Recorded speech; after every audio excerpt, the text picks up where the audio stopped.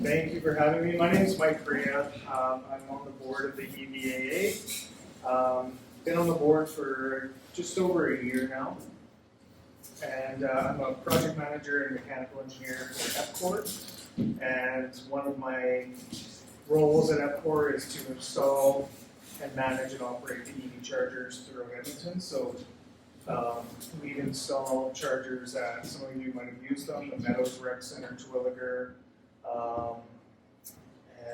Collingwood, Kinsman, the TELUS World of Science, and Blatchford, and Hugh J. Bolton Service Center for EPCOR. So I manage those. I try to keep them online and running for everyone. So that's what I do during the day, and at night I talk to people about EVs. Are they level what? So most of them are all level 2s at the rec centers. Right. The Blatchford and TELUS World of Science are 50 kilowatt level 3 chargers. They're currently free use. So I wanted to do a presentation on kind of just basic EV 101 and talk about some myths and some incorrect assumptions people make about EVs, mainly due to the media. So go through that as well. So the EVAA, we're growing quite a bit lately. We've doubled our board. These are our sponsors. We have 3 levels of sponsors, and they make events like this possible, make it so that we can grow and continue to do these events. So we just passed 4,000 members, actually, so that was a big milestone for us. So there's 3 levels of electrification. You got your mild hybrids, your plug-in hybrids, and then your fully electric. What's a mild hybrid? Glad you asked. Mild hybrid, or hybrid electric vehicle. So these don't have a plug. They don't connect to the grid. You don't recharge the battery with a grid connection. These recharge the battery from the gas engine. So they have a smaller battery, typically 1 kilowatt hour to sometimes up to 1 to 3 kilowatt hours typically in a hybrid. And then they could shut down the engine and run off electricity for short periods of time, typically a mile maybe. So the fuel economy is typically better than ICE. Because of the efficiency of the electric motor. So you can charge up an electric motor and then you can use it to translate that to mechanical energy a lot more efficiently than gas. The issues with it is that you have 2 drivetrains to maintain. So now you've introduced an electric motor and a battery. You still have your gas engine, your transmission, everything. So you're maintaining two drivetrains. Then you have your plug-in hybrid. Very similar setup. The only difference really is that you typically have a much bigger battery. Now you're going up to 7 to 12 kilowatt hours, and you have a plug that can recharge the battery. These are nice. I refer to them as the gateway drug to EVs. You get them, you get used to plugging them in, you get used to driving quietly, you get used to the acceleration, all the good things from EVs, but you have that peace of mind, and then you realize you don't need that peace of mind. So my experience personally, my first EV was a plug-in hybrid, and how my story went was we had a Ford Flex, and then we bought a Ford Fusion plug-in hybrid, and we were like, oh, we'll get used to EVs. Once we got used to it, we said, okay, we'll keep the plug-in hybrid, we'll get rid of the Flex because it's really bad on fuel. And we bought a Tesla Model 3. And we said, okay, the Model 3 will be the around-town vehicle, and the Fusion plug-in hybrid will be the long-distance road trips. We never took that Fusion on any road trips. We just found out we could go farther and farther with the Tesla, and it was easy. And so we sold the Tesla Model 3, bought a Tesla Model Y, and then we sold the Model 3 and bought that truck up there. So that's our experience. We don't have a gas vehicle anymore. It's been great. I haven't been to a gas station in 3 years. They're great for snacks though. Yeah, Let's wash your windshield. it's, well, I always feel bad walking over to the gas station and taking the windshield. That's what it is. Cleaning my windshield without giving them any money. And then battery electric vehicle, which is what we're here to talk about today. This is our bread and butter. We don't really do a lot of we've been asked by dealerships to include plug-in hybrids, and we're not really interested. We believe we're at the point where this is the future. And so, nice thing. Before you get Yep. away, you foresee the plug-in hybrids going the way of the dinosaur then? For light utility, light duty vehicles, passenger vehicles, yes. I mean, plug-in hybrids will have a future for heavy duty F-350s, F-250s, your half, or your 3/4 ton, 1 ton towing. They'll last for a while because the batteries need to get better. But if you only get 20 to 50K on a plug-in hybrid on the electric part, Yep. what's the purpose of having it? Yeah, I feel the same way. Once, in my opinion, once battery density gets to a point where you can drive towing, big trailers, the length of a ladder, and then you have good infrastructure, then you don't need it, right? Absolutely. So we're gonna get there, but plug-in hybrids is the technology to bridge that gap, right? So you can have an F-350, sorry, I keep that Ford bias comes in. You can have a 3/4 ton, drive around on electric day to day, save a lot of money, but then tow your trailer long distances, right? So battery electric vehicles, one drivetrain to maintain. You don't have to worry about oil changes. You typically don't ever have to worry about your brakes. The only concern you have to have with your brakes is not using them enough, and they can rust up. So you got to use them every once in a while. But other than that, little to no maintenance. You have about 1/10 of the moving parts as a gas vehicle. So less to brake, and typically the motors are larger than your hybrid, your plug-in hybrid, or almost always, and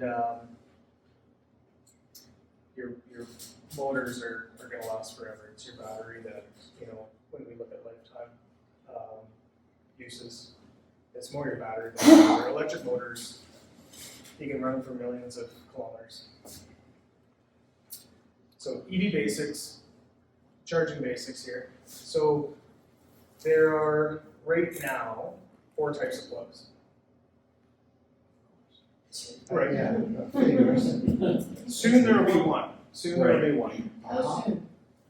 Which one? Within 5 years, and it'll be this one. Because he's got the money.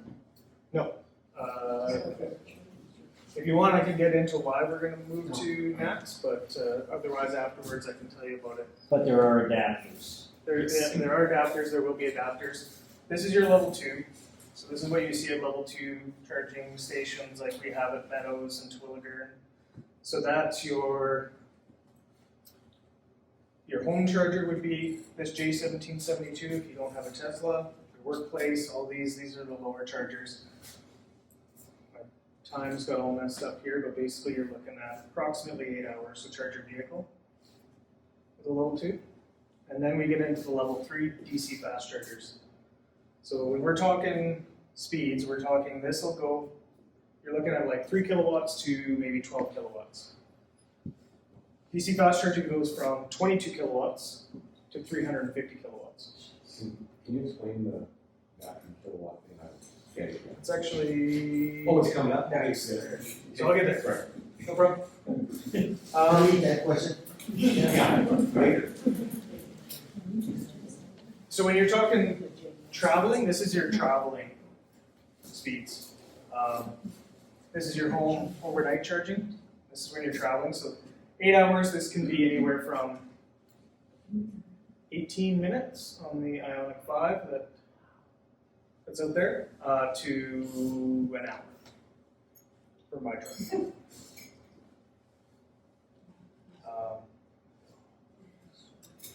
current infrastructure in Alberta. So I wanted to bring this up because it seems like there's a lot. These are all your 50 kilowatt plus. So this is your level 3. These are 50 kilowatt is where you start traveling at, right? Anything less is hard to travel. But this is what Alberta looks like, 120 kilowatt plus. This is really you're traveling, you stop for 20 minutes, 30 minutes, and then you're on the road again. You need 120 kilowatt plus. And right now, you travel this, and one caveat is these are Tesla, right? So you're basically central southern Alberta, you're nothing in northern Alberta, which makes it really difficult. So we need more work on this, and it's coming. There's more work happening. But this is really, in my mind, the bottleneck. The vehicles have gotten there. The technology is great. You don't need more range. People think you need 800, 1,000. The amount of times I've heard, well, when they can tow 1,000 kilometers, 15,000 pound trailer for 1,000 kilometers and recharge in 5 minutes, then I'll get one. You don't need it. Where they're at right now, our Tesla, we drove down to San Diego last year, and it was 2.5 to 3 hours, 15 to 20 minute charge. And we were ready for a 15 to 20 minute stretch our legs, go get coffee, get in, and go again for another 2.5 to 3 hours. So it's the infrastructure. When people say that there's range anxiety, it's not range anxiety, it's infrastructure anxiety, right? It's will the chargers be available? Are they there? Are they running? Will I connect to them? What app do I gotta get? All this stuff, right? It's infrastructure anxiety. So this needs to get better, and it is. Here's your curve of Alberta EV registrations. As you can see, it's getting more and more every year. We're accelerating. If we take this curve and we continue it and extrapolate it, this is what it looks like. So we're here.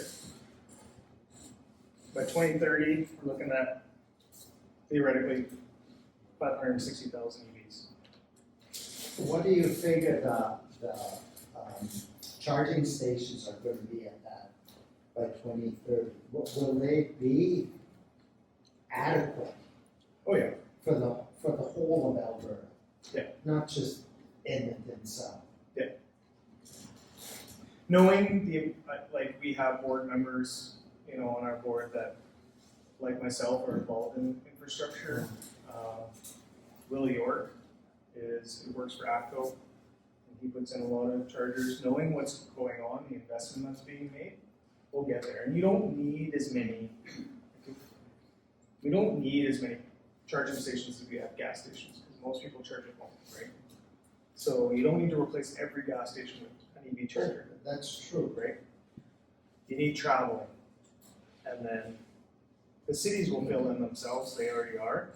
You need, and this is where Tesla's really, really smart. Tesla fills in the corridors, right?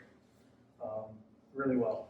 They're looking, right now Tesla's working on Fox Creek. Yeah, that's correct, right? So what's the state of Tesla chargers in North America, Alberta, switching to Switching to NAPS, that will, switching to adapters that will let the Japanese vehicles charge it? In the States, apparently they're all switching over, so everybody. yeah, so what is happening is, so if you look at, go back a little bit. The way to think of it is, think of your cell phone. The CCS, that's like your USB-C, the charger that Samsung uses and everyone else uses, the USB-C, right? Tesla is like the Lightning cable for Apple, right? Only Apple uses it, no one else uses it, everyone else uses this. So that's where we are at.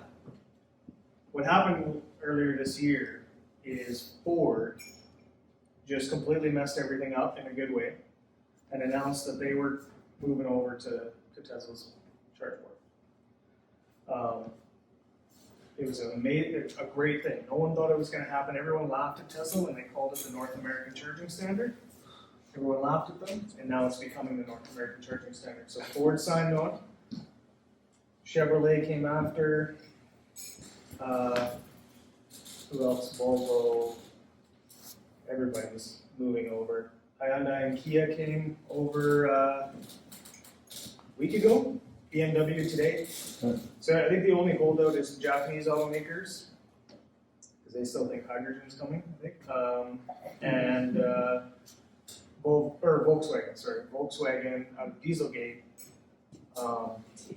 made Electrify America, right? So they're married to CCS. So I think Volkswagen's gonna come over. Everyone else has, even Jaguar. So that's kind of where we're at right now. Is the whole industry is shifting unexpectedly, right? It threw everyone for a loop, and now everyone this charger can charge faster. It's easier to handle. You can handle it with one hand, plug it in, walk away. This charger is big and bulky, hard to connect. Often the communication pins have a hard time. There's like people that for a while in Europe had to or I think it was in North America here, they had to push up and push on the CCS to get it to connect and communicate, right? Sounds like a trailer. So Tesla it just works. It's just better. So everyone's moving over to it, which is great. Common EV terminology. So this is kind of this is my pet peeve. Most people don't care. Most people get it wrong, and it drives me nuts. So I wanted to put it in here. So when we look at it's backwards is the reason why everyone gets it wrong. Amount of energy. So when you're talking about an EV or a nice vehicle or internal combustion engine or your regular gas vehicle, when you're talking liters or capacity of fuel, the equivalent in EV world is kilowatt hour. So what it is if you charge a battery at 1 kilowatt for 1 hour, you have a kilowatt hour. So it's a volume it's an amount of energy.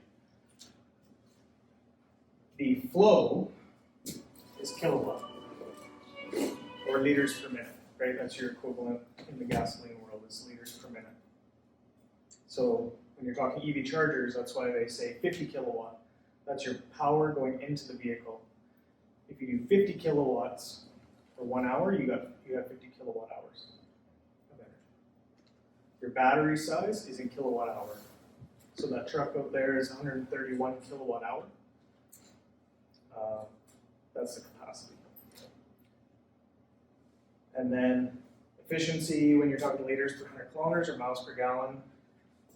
For a while, we'll have miles per gallon equivalent or liters equivalent, but this is really what EV nerds talk about.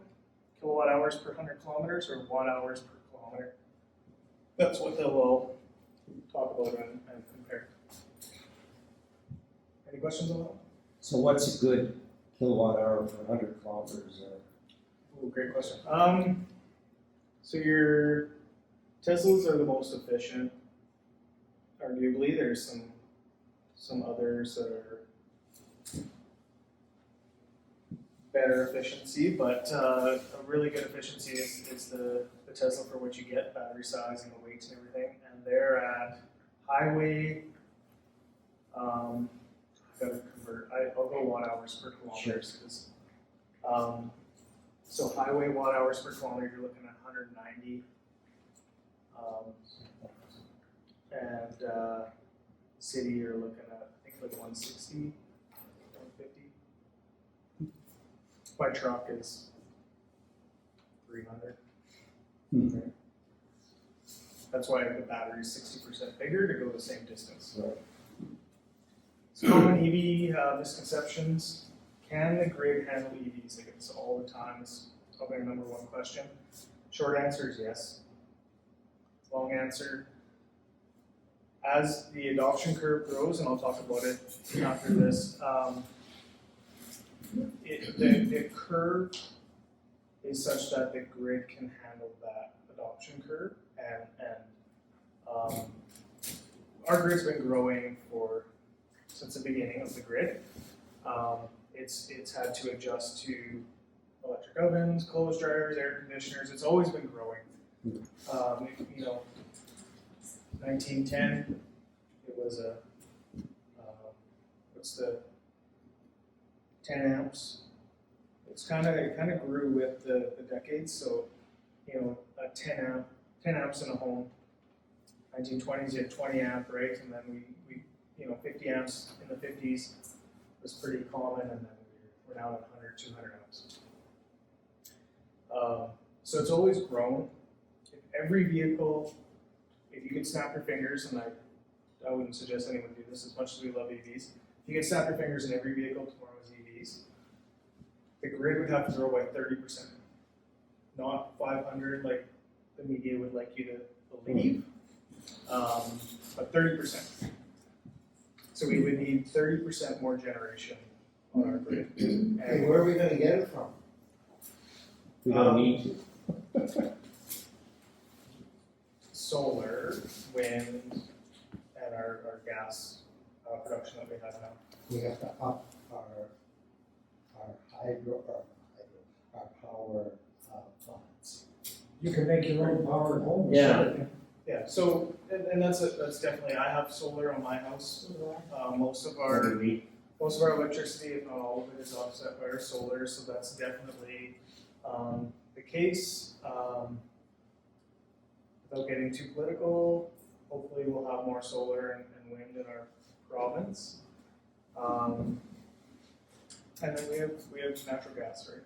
And we're converting Genesee, we're converting other plants that are coming online. And the big thing for me is the grid has grown 30% every 5 years since 1985. So growing 30% is nothing. And I'll show you why it's even less of a concern. That curve I showed last time, in 5 years from now, 2028, if I did my math right, 5% of the vehicles on the road will be EVs. Not 100%, 5%. Right? So if 100% of the vehicles is 30% additional generation, 5% is negligible. Right? So it's manageable, and people are looking at it, right? Very smart people, and they're not just looking at how do we grow the grid, how do we make it smarter, how do we utilize it better, right? Because the concern is not generating more. The concern is everybody getting home and plugging in their vehicle at 5 o'clock, right? And it's the peak. And the nice thing with EVs, unlike ovens, when you want to cook, you need to cook, you need to cook. With EVs, you can charge overnight. You can stay outside of those hours quite easily. And so the grid can actually be leveled with EVs. Right? Your main concern is your peak. So there's the duck curve of your demand with the grid, and that duck curve can be flattened with EVs, and it's actually beneficial because a lot of the time when the grid demand is too low, the grid operator is actually paying generators to stand by. So it's costing you money. So in some countries, like the UK for a while, they would actually pay EV drivers to charge overnight.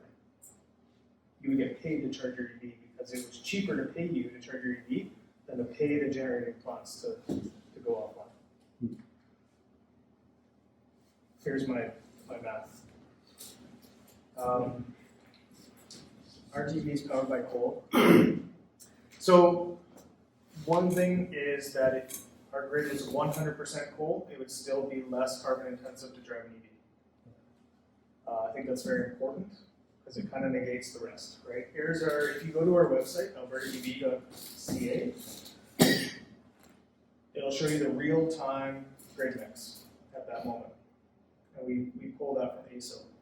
So you can see your percentage of wind, gas, coal, hydro. And then we also have a calculator here so you can compare similar EVs to gas vehicles. And it can show you your annual costs. Are EVs reliable in winter? So it's my Model 3 in Jasper. The best picture I have of winter, I didn't get any pictures of it in a snowstorm, unfortunately. So yes, EVs are amazing winter. I know a lot of you drive EVs. You can probably attest to it. You got instant heat. You don't have to wait for the engine to warm up to start blowing heat at you. Great traction. The batteries, all the weight is low down in between the wheels. So you've got low center of gravity, extra weight. This car is a rear wheel drive, and it was amazing. I had no desire to switch to an all wheel drive with that car.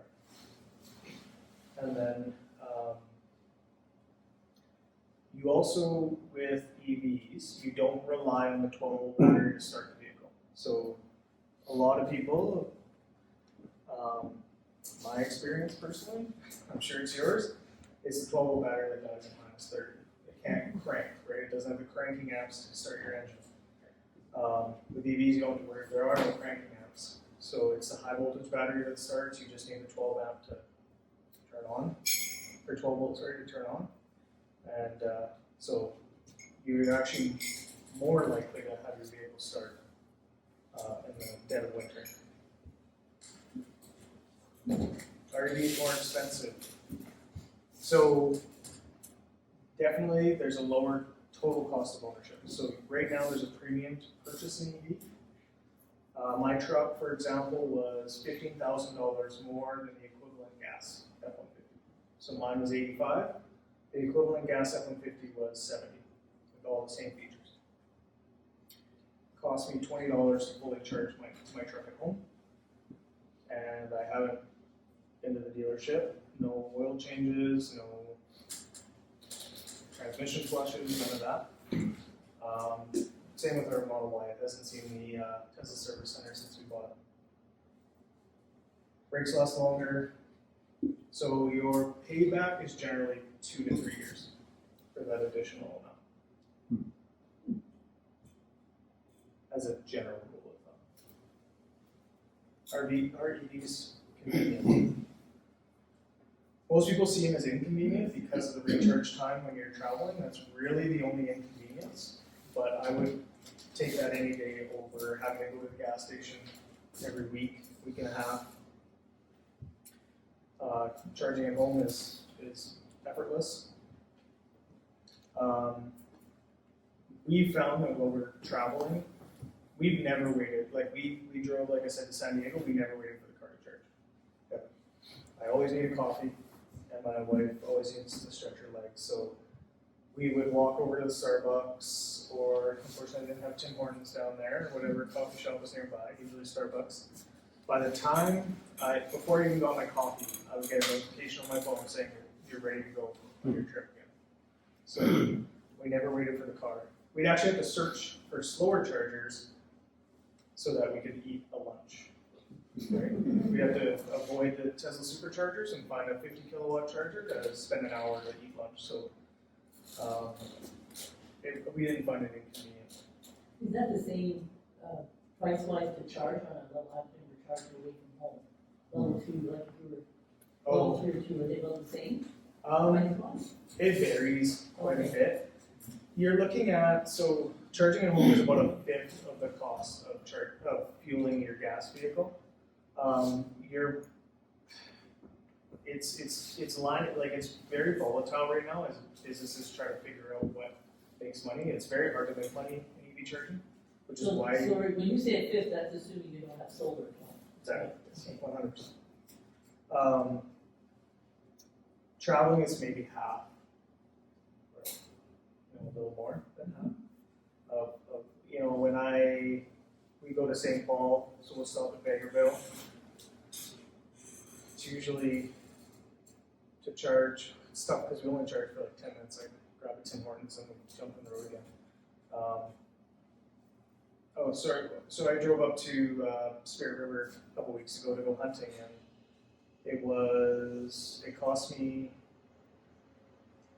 $60, I think, the round trip up to Spirit River and back.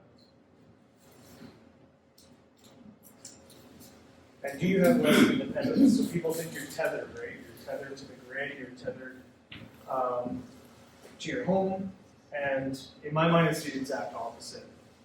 Yes, the charging needs to get better, but I have way more energy independence now. When I bought my EV, I disconnected myself from the gas stations, right, and their volatility. When I got solar, I disconnected myself from the electricity prices. Because if it goes up to 50 cents a kilowatt hour, which I don't believe it will, if it does, I get paid 50 cents a kilowatt hour to generate. So I'm disconnected from those prices. I think as we bring on more solar and wind, like what's happening in Australia has a huge push for solar and battery storage right now. Huge push for solar. And their electricity prices have gone down in the last few months because of solar and battery. So I can also power my house from my truck. My truck can power my house for 3 to 10 days. How many kilowatts will your truck charge your house at? So if I got the full setup, which I wouldn't do, Ford has partnered with a Sunrun. It's like a $7,000 system, and it basically the plug-in will just reverse and start charging your house. You don't even need to go up. As soon as the grid goes down, within a minute, the truck starts powering your house automatically. So that's kind of the Cadillac I just would use if our grid ever went down. It's very reliable. But how many kilowatts will Sorry. it charge? To answer your question, to go reverse, it can charge, or it can power the house with that setup. I think it can do 19 kilowatts. From the bed of the truck, it can do 6 kilowatts, which is what I would do. Yeah, because the concern about that would be winter time. Because we know we have to keep the house not frozen up in the winter time. Right, but your furnace doesn't use a lot of electricity, right? Ours does. Does it? We got Yeah. jail. Okay. So how So many I don't kilowatts? think I need a 70 amp breaker just to run my jail. Okay. Now, would it run that? To me, that would be a deciding factor. Because that would be my generator. Well, yeah, I would have to see if Okay, that's just, set up. no, it's just a question. So Alright. bi-directional charging is available now? Yep. Because Yeah. 2 years ago, we couldn't get it. The F-150 is the first. No, but my understanding was there were bi-directional units that we would put in your house. Yep. So you could use your vehicle, whatever the vehicle was, to put power back in. It's available in Europe and apparently in California 2 years ago. CCS allows for it, right? The CCS protocols, the standard of CCS and Tesla's allow for it. It's whether or not the manufacturer does it.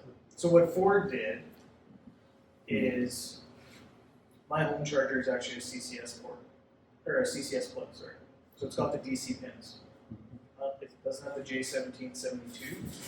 It's actually a full CCS. What Ford did was it'll charge your truck through the J1772 pins, but to power your house, it actually goes through the DC pins into the house, and then you have to have an inverter Right. to convert to AC. So that's what Ford did. It's pretty elegant, but it requires a whole big system. Right. So it is technically V to H, vehicle to home. It's kind of the first in that sense where it can automatically, without having to use plugins. But I think it's going to be common in the next few years. Fires, vehicle fires. So if you're looking at internal combustion engine, for every 100,000 vehicles, you get about 1,500 gas vehicle fires, so 1.5%. For hybrid electric vehicles or plug-in hybrids, you're looking at 3,500 for every 100,000, or 3.5%. For electric vehicles, you're looking at 25 for every 100,000. So if you're concerned about vehicle fires, get an electric vehicle. The problem is that all 25 is immediate. and 0 of the rest hit the median, right? That's the issue. So summary, why go electric? High safety ratings, so your crash testing, they're all higher because the battery creates a stronger, like your side impacts, you have better results. You have more crumple zone with the front, you don't have an engine that needs to be pushed underneath you, all that stuff. So higher safety ratings typically, lower total cost of ownership, which we talked about, more convenient day to day, energy independence, great driving performance, they're faster, they're quieter, and great winter vehicles. So this is during the Model Y reveal. The Model 3, Model S, and Model X had the lowest probability of injury out of any vehicle ever tested. So if you're in a Model 3 and you got in an accident, you were the least likely to get injured compared to any other vehicle. Things to consider when you're buying an EV. So range, obviously, most people know that. The efficiency. So, depending on your usage, from an efficiency point of view, this is 60% bigger battery to go the same range, right? This is more efficient than this. They're the same size, same usability, everything. This will go much farther than that because it's just got better efficiency, more efficiency in the motor. They eked out all of the efficiency on the Teslas. Charging speed. Depending on your usage, if you want to do long trips, charge up fast, get on the road again. Look at the charging speed. They can be as high as 350 kilowatt with the 800 volt systems like Hyundai, Kia, Porsche, Lucid, and other 800 volt architectures. You gotta look at the charging network still. That's gonna change now that everyone's adopting Tesla. Everyone's gonna have access to the Tesla charging network. So that's becoming less of an issue. It's like if Ford came out with a gas station and then just owned all of the gas stations. That's what it's kind of what we're lining up to be like. Charging curve. So this is kind of getting into the nitty gritty, but it's quite important. You can have an inefficient vehicle with a low charging rate, but if that has a good charging curve, it'll charge faster for longer periods of time. So it's a lot to take in. I'll just really quickly think about when you're filling up a coffee cup. As the coffee cup fills up, you have to slow down to make sure you don't spill. Right? So as you get to the top, you slow down, slow down, slow down. It's the same with charging a battery. So your curve comes down. So you get max, you can fill up the coffee cup fastest at the very bottom. It's the same thing with charging. You get your max speeds at the bottom of the pack when you're at 5%, 10%. And then as you charge, it'll slowly come down. So when you're traveling, you want to stay between 5 to 10% and 80%. And then once you're at 80% or 70%, get on the road and go. So charging curve is important. A good example of this is the Audi e-tron, a very thirsty EV, doesn't have good charging, but it'll sit at 150 kilowatts deep into the pack, and it'll get on the road faster than some cars that charge at 250 kilowatts, right? Because they'll charge at 250 and then they'll drop to 180 and it'll still be sitting at 150. And so the charging curve is an interesting one. Look at battery size, which connects to range and efficiency, storage capacity, driving performance, if that's an important thing to you. You got more sporty ones, you got more utility like the F-150, and then battery chemistry is another one that we won't get into because you can tell this is going on too long. Some resources for charging and trip planning. So PlugShare is on the left. It's like the app you have to get with an EV. It'll tell you all the charging locations. It'll tell you what connectors there. You can filter for connectors. You can filter for speed. You can filter for everything. it's kind of an online community. It tells you reviews. If chargers are down, people will report that in, so you can look if you're heading towards a charger, and you can look, and if people are saying that it's offline, don't go there. So PlugShare is really good. And then on the right here, we have a better route planner. And this is developed by some guys in Europe, Netherlands, I think, Norway maybe. But it's great. So they data mined a whole bunch of EVs that connect, and people, every time they use a better route planner in real time, they can tell you where to stop, charge for how long, it'll route your trip, and then actually some vehicles you can connect to it directly, like Tesla's, it'll connect to the vehicle directly, you can tell the battery percentage as you're driving, and you can adjust and say, you're not gonna make it to that charger, you can stop at this charger. And what they've done is they've data mined all of that, and so they know a Tesla Model 3 2018 gets this efficiency with this wind direction and this, and it's quite accurate. It's a great one for planning your trip. So when we first bought our Model 3, we went to St. Paul a lot. We were worried, didn't think we were going to make it. I have to remind myself of this because it just seems so easy now. But I have to remind myself that this is our thought process at the time. So we said, okay, there's a charger at the PB Mart, Vegreville. If we get to Monday turn off, and we're below 50%, we've got to go to Vegreville. Here's the settings, for a better route planner. You put in everything, wind direction, and road conditions, everything, extra weight, everything. So we said, the Monday turn off, if we're below 50%, we're going to go to PB. We were at 77%. And we made it to St. Paul with 40%. So that helped. Minus 40, we'll get to St. Paul with 20%. And now that there's Tesla superchargers in Vegreville, we don't worry about it. Here's our trip to San Diego. We went to Fully Charged Live 2 years ago and drove down, slept in our Tesla Model Y at campsites. And so we plotted all of our stops out. Right where that fly is, right there. And we stopped at a beautiful campsite in Washington. Got power installed all the way down, so every morning we were fully charged, ready to keep going. Great trip. And so this shows you what state of charge you're going to arrive at, what you're going to depart at, charge duration, 7 minutes, drive duration, so we drove hour and 5 minutes, charged for 7 minutes.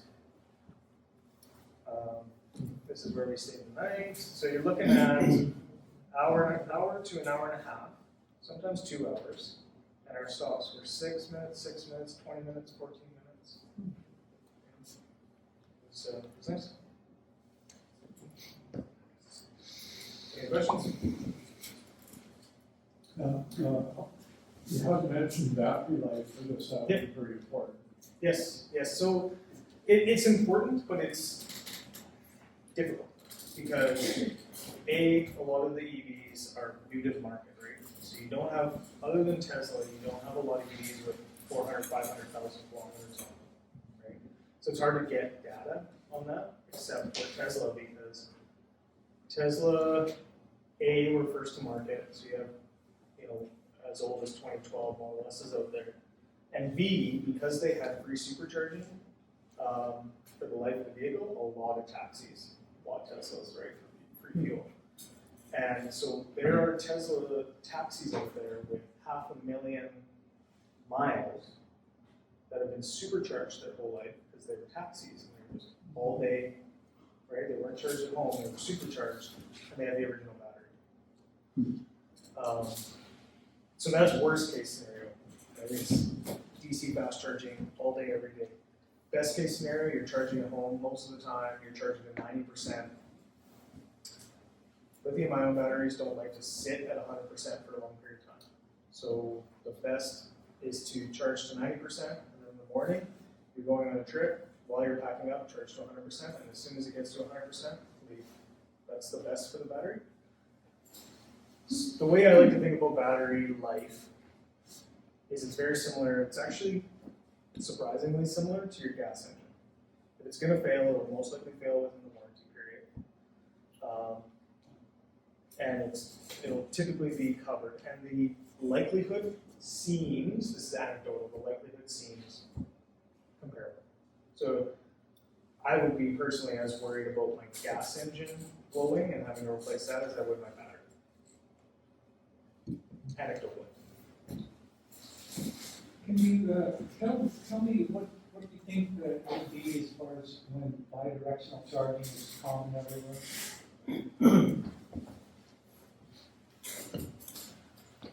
I think sooner than later, I think Tesla will be, if they ever do it, they'll be one of the last because it cannibalizes their Powerwall business, right? They want you to buy Powerwalls. It was surprising that Ford did it. But it makes sense, right? Like my truck, $85,000. It's got 131 kilowatt hours, which is equivalent to 10 Powerwalls. 10 Powerwalls cost $100,000. So I have $100,000 worth of energy storage that I can drive around for $85,000, essentially, right? It's a good value in my mind. I think it's within 5 years. I think more and more automakers are going to come up with it. Right now they're focused on the work trucks, right? So your F-150 Lightning, Chevy Silverado, they're focused on contractors using it for tools and stuff. Now when the grid operators will allow you to sell back to the grid from the vehicle, that'll take some time, they don't move quickly. Some of us, EV owners charge to 100% all the time. Yeah. Because we don't trust the gauge, it tells you it's 100%, it's probably charging to 80 or 85%. Right, which EV again? Hyundai Kona. Yeah, they go on. Kona. So Tesla, outside of Tesla, you're okay. Because what the traditional automakers do, that Tesla doesn't do, is they make a buffer. They create a buffer on the top end. So when you're charging to 100%, you're actually charging to like 95%. So that's why Ford, when that Lightning came out, they said, yeah, I charge to 100%, we don't care. Because you're not actually charging to 100%. Tesla gives you the full battery pack. So when you're charging to 100, you're charging to 100. So that's why it's harder on that battery pack than I think Bob in the front row there has got much more experience with that. Yeah, so you can tell me I'm wrong. No, not wrong. I think there is that the topic don't configure right away, but Yeah. I have a Nissan Leaf that has 240 range. Yeah. And because we need the vehicle all the time, it's just easy to plug it in and let it charge 100%, which we've done for 5.5 years, and there's been no battery degradation as far as controls that it shows. So, Yeah. it was more just convenience for us. Right. Just to do that. But, I have an additional question though. Why aren't the manufacturers pumping up EVs? I mean, let's look at advertisements for all these other things. Well, I hate to say the T word so much, but Tesla is, right? Like Tesla produces more EVs than everyone else combined. I'm pretty sure that's true, right? Like we're on the scale of Ford and GM are usually second place with Tesla quarterly. They're like in a quarter there may be 30 to 50,000 EVs. Tesla's in the 250 to 300,000 EVs in a quarter. I think more now. I think they're around 450 now. You're not factoring in China. Because China apparently is the largest EV manufacturer. Oh, for sure, yeah, you got BYD But and all that, yeah. So to answer your question, I think in North America, it's battery constraints. Also, this is the struggle with traditional automakers. They lose money on every single EV. Yeah. So there's not a lot of incentive to build EVs when you're losing $6,000 on each one, And every time Tesla drops the price, it gets harder and harder for them to make money off of the EVs. So they know they want to switch, but right now, the gas vehicles pay for the EVs, the traditional automakers. Rivian still loses, what was the latest number? I can't remember, between $6,000 and $10,000 an EV still. So you're saying the manufacturer is losing money, but not the dealers? No. Well, the dealers would be losing money on all the maintenance for the Yeah. gas-powered vehicles. So there's very little incentive, right? Yeah. There's very little incentive for traditional automakers and dealers, because there's no money in it for them. So why are they losing so much money? Because of the cost of the battery, and they also have to, traditional automakers have paid for all of the R&D over 100 years of building gasoline vehicles, right? So when they build a F-150 with a Triton V8, they paid for that engine over hundreds of thousands of units. Everything reset, and now EVs now their R&D budget is way up here, and they're selling down here. So they got to spread that R&D over 6,000 vehicles instead of 600,000 vehicles, right? Their engine, the technologies are all paid off on the gas side.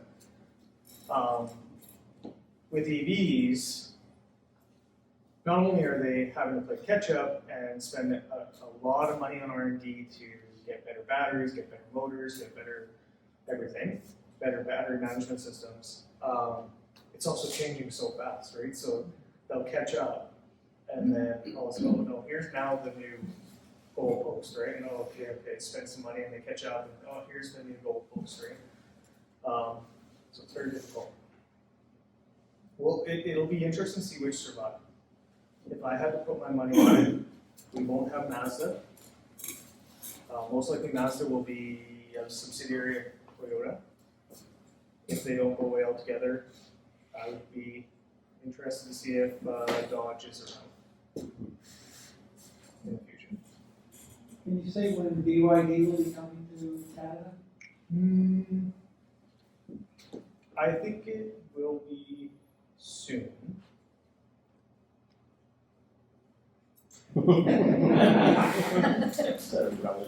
They are, yeah, they're, I think the thing is they're pushing into Europe, right? So they gotta fill Europe up. They know it's gonna be an uphill battle here, right?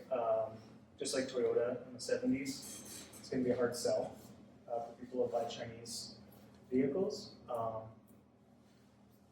And I think what people probably aren't anticipating is that the Chinese are very good at making vehicles because the Germans and the Americans have been training them for decades now.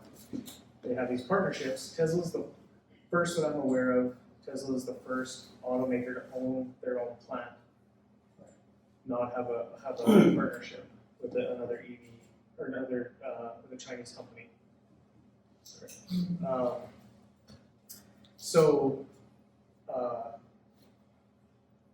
For years, BMW, Mercedes, Chevrolet, everyone, Ford, they've had these partnership plants where they've been teaching the Chinese how to make good, quiet, well-built vehicles, right?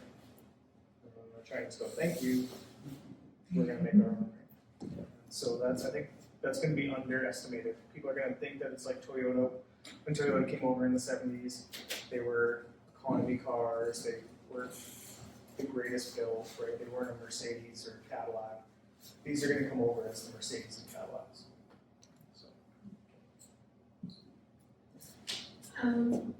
If you go on a holiday, say, and you're going for 4 to 6 weeks and you're parked at the airport, and it's 40 below, is that vehicle going to start immediately? Yes, some are better than others. You will lose battery percentage as the vehicle keeps the battery warm. If you can, plug it into a 110 and set your max charge limit to 60%. There's not a lot of buttons at the airport. We went to the Maritimes and left our vehicle for 2 weeks, and it was that minus 30 snap we had in January, no problem. Oh, good. And it wasn't plugged in at all. Yeah. So that's a bolt, a Chevy bolt. Yeah, so it's the, in some vehicles you get what they call phantom drain, right? It's when the vehicle's off, the battery just, some vehicles are better, Hmm. some vehicles are worse. So Tesla's like 1% an hour, kind of thing. If you have Sentry mode on, and it's recording everything. My truck, my Lightning is 0% per hour, like it doesn't move, and I don't know if that's good. So I I've seen want a it to keep- lot of gas vehicles that won't start. Well, yeah, exactly. And hardly how many times. So as long as you still have energy in the battery, it'll start. I've read that at minus 40, you lose 50% of your range with an electric vehicle. Yeah. But gas vehicles, you lose 30% at the Right. same time. Yeah. I've never heard that. I don't think that 30% of the gas gauge. You do, you just, that is the number. So where does that information come Just fuel efficiency, you can see it on, it's just, people don't realize it because you just drive until you're showing empty and then you see a gas station, right? That's how, We've No, never had that no. with our diesel Jetta. No. You know, with diesel our- might be different. Yeah, well, okay, then we're only talking diesel, because that's all we've had for years, so. Right. The one thing you haven't said in all this, and I, just the idea is to try to sell us on the idea of electric cars, is doing it for the environment. Yeah. The planet is toast. And unless we, to me, unless we all do our part to try and reduce our emissions. Right, I agree, I think it's the lesser of two evils, It right? is. So, I'm not saying it's perfect, but right now, Yeah. it's like the best thing we've got. so the one thing I did touch on is even with 100% coal-fired Yeah. grid, you're still lower carbon Yes, you emissions, did right? mention that, yeah. The nice thing about EVs, the thing I like personally, is that, I'm just gonna do this, it doesn't shut up. The thing I like about EVs is, when you sell a gas vehicle, it's that efficiency or worse for its lifetime, right? So if it's 30 miles per gallon, it's gonna be 30 miles per gallon and probably 31, 35 as the vehicle ages, right, and gets less efficient. EVs, if you're driving an EV and all of a sudden Genesee gets changed from coal to natural gas, your EV that's already been on the road is now that much greener for the rest of its life, right? So you can green the entire transportation industry as you green the grid. I sure Which like is not great. being in that costly lineup to get gas and I can just plug in at home. Oh, yeah. The other thing is that, I didn't touch on it, but batteries are 95 to 98% recyclable. So it's an answer. I was gonna ask about the battery. Yeah, so they're 95 to 98% recyclable. An interesting thing that just came out about 6 months ago was a study that showed that EV batteries, when recycled, the minerals that come out of it, so your lithium, cobalt, all of those expensive, valuable minerals are actually better quality than the initial mine mineral. What is the cost of, Sorry? what's the cost of recycling that battery? I don't know, because they're just starting up. So one company is called Redwood Materials. It's a chief technology officer of Tesla, started up Redwood Materials. They've just started production, and ironically, from what I've heard, they actually don't have enough input yet because batteries are lasting longer than they Nobody's anticipated. changing batteries yet. Yeah. So they don't have the ramp up yet. What happens if one of these vehicles is in crash? These guys drive on Highway 14, there's one every second day. Yeah. What's the chemicals and stuff coming out of these batteries? How are they gonna handle some of this stuff? Yeah, like I said, the chance of fires is lower. One thing is that the firefighters need better tools, better training. We'll get there, right? I'm guessing. I wasn't there, even though I feel like it some days. I wasn't there when the Model T, like when we switched over to gas vehicles from the horse. But I'm guessing the firefighters then were very scared about gasoline fires and explosions, and it was probably a big thing, right? We didn't have to put out any horse fires. Right.